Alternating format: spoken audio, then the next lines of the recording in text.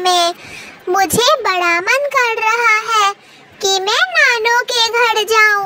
पिछली बार भी आपने मना कर दिया था, इस बार तो मैं जाऊंगी ही जाऊंगी। आप ले चलो मुझे नानू के घर, मैं घूम आऊंगी नानू के घर से। मुझे नानू के पास रहना बहुत पसंद है। नहीं बेटा, अभी तो कुछ शहरों में बारिशें भी नहीं हुई है और हमारे शहर में तो बहुत गर्मी है। कुछ दिनों में जब बारिशें हो जाएगी तब मैं आपको ले चलूंगी आपके नानू के घर। उसके बाद वो दोनों भाई बहन नदी की तरफ पानी पीने चले जाते हैं। नानू का घर कौन सा दूर है? वो जो बड़ा बरगद का पेड़ है उसी के तो बगल में रहती है नानू। हाँ जी, नानू का घर बिल्कुल ऐसा ही है। पिछली बार मैं मम्मा के साथ गई थी तो मुझे पूरे 2 घंटे लगे थे। बहन चलो हम दोनों घूम कर आते हैं नानू के घर से। मम्मा तो हमें ले नहीं जाएंगी, हम दोनों ही शाम तक घूम के आते हैं। मुझे नानू के घर का रास्ता पता है।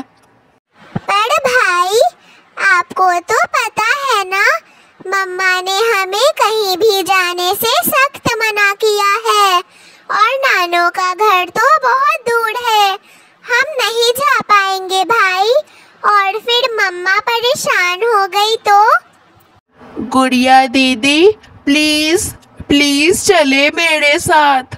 मैं आपको प्रॉमिस करता हूँ हम शाम तक वापस आ जाएंगे और मैं आपको अपने गुल्लक का सारा पैसा दे दूंगा। प्लीज गुड़िया दीदी चले मेरे साथ। दोनों जैसे तैसे करके शाम तक अपने नानू के घर पहुंच जाते हैं। बच्चों, तुम यहाँ? तुम्हारी मम्मा कहाँ है? तुम दोनों अकेले आए हो यहाँ? हाँ नानू, अब आप ना डांटना हमें। मम्मा बोल रही थी कि जब बारिशें हो जाएगी तब वो हमें आपके घर लेकर आएगी। हमसे बर्दाश्त ना हुआ गया और हम खुद ही आपके घर आ गए। तुम यहाँ हो और वहाँ तुम्हारी मम्मा परेशान हो रही होगी। अच्छा ठीक है, तुम दोनों खेलने जाओ, मैं तुम दोनों के लिए तब तक दाल वाली खिचड़ी बना के रखती हूँ। उसके बाद दोनों बड़े मज़े से 1-2 घंटे लगातार खेलते हैं। फिर बारिश शुरू हो जाती है और चिड़िया का डर भी बढ़ने लगता है। हे भगवान, बारिश शुरू हो गई।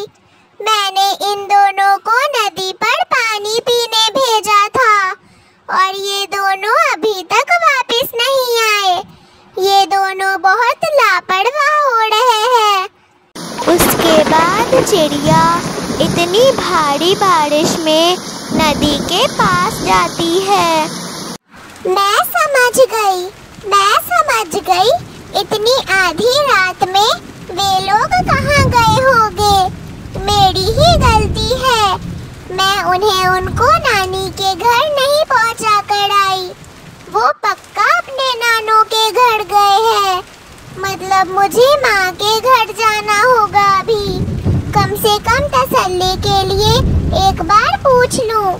इतनी भारी बारिश में भी चिड़िया अपने बच्चों के लिए उड़ रही थी और जैसे तैसे वो अपनी माँ के घर पहुँच जाती है। और जब वो अपने बच्चों को देखती है उसके मन को बहुत तसल्ली होती है और सब मिलकर खाना खाते हैं।